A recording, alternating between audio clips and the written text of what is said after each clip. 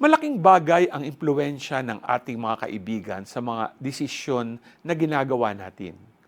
Madalas kasi ay nakakakuha tayo sa kanila ng paraan sa mga ginagawa natin.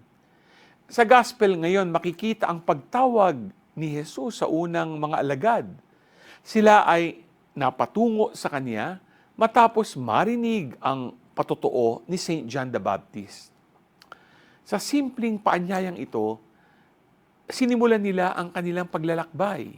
Iniwan ang kanilang dating buhay upang yakapin ang bagong misyon kasama ni Kristo. Inaanyayahan niya tayong pumarito at tingnan upang maranasan ang kanyang pag-ibig at paggabay sa mas malalim na paraan. Sa pagsisimula ng bagong taon, tanungin natin ang ating sarili. Kung paano tayo tinatawag ni Jesus sa panalangin, sa paglilingkod, o sa renewed commitment sa pananampalataya.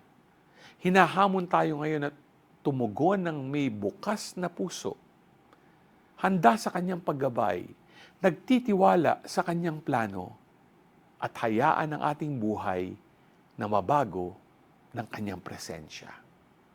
G ka ba?